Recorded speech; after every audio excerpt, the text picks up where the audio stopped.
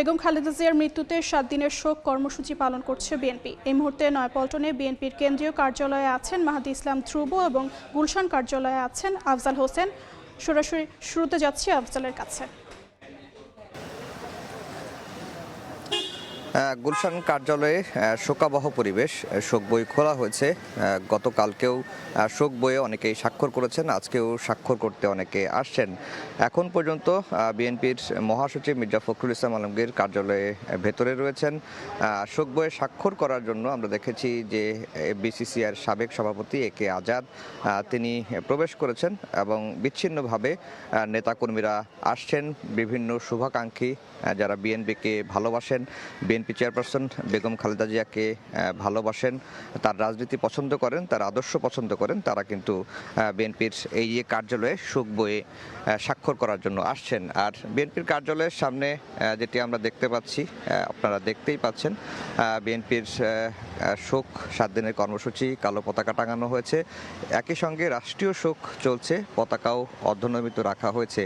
এই বিএনপির চেয়ারপারসনের কার্যালয়টি খোলা হয়েছিল 2008 সালে। এরপর থেকেই বিএনপির কার্যালয়ে বসেই গণতন্ত্র প্রতিষ্ঠার যে আন্দোলন, যে সংগ্রাম, মাটি এবং মানুষের অধিকার রক্ষার যে আন্দোলন, সেই আন্দোলন সংগ্রামগুলো চালিয়ে গেছেন সাবেক প্রধানমন্ত্রী বিএনপি চেয়ারপারসন বেগম খালেদা জিয়া। এবং এই কার্যালয়েই 2015 সালে গণতন্ত্র প্রতিষ্ঠার যে আন্দোলন, গণতন্ত্র পুনরুদ্ধারের যে আন্দোলন করতে গিয়ে প্রায় 93 দিন তিনি এই কার্যালয়ে অবরুদ্ধ ছিলেন। এই কার্যালয় ঘিরে বেগম জিয়ার দীর্ঘ স্মৃতি রয়েছে এবং এই কার্যালয়ে বসেই তিনি রাজনীতি পরিচালনা করেছেন এবং তৃণমূলকে সংগঠিত করেছেন। সে কারণে বিএনপি চেয়ারপারসনের মৃত্যুতে শোকাবহ পরিবেশ থাকবে, এটি স্বাভাবিক।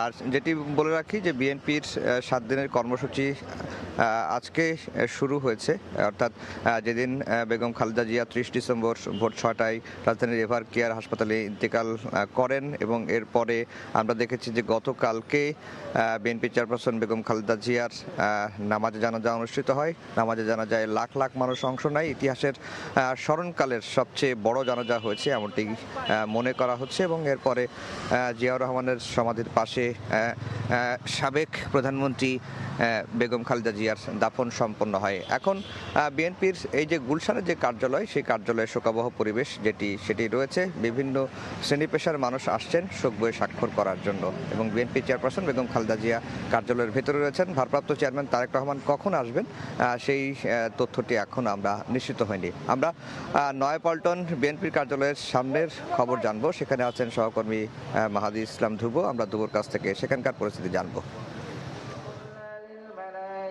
যেতে নাহি দেব, যেতে নাহি দেব, সবে কহে যেতে নাহি দেব।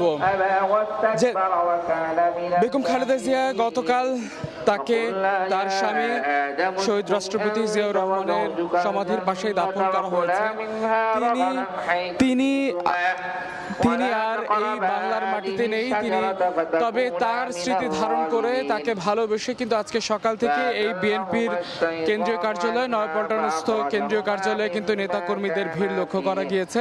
আজকে সকাল থেকে বিএনপি নেতাকর্মীরা কিন্তু এই নয়াপল্টন এলাকায় তারা এসেছেন। বিএনপির যেটি পূর্ব ঘোষিত 7 দিনের কর্মসূচি ছিল, সেই কর্মসূচি সফল করতেই কিন্তু আজকে সকাল থেকে আসলে বিএনপি নেতাকর্মীরা এখানে এসেছেন।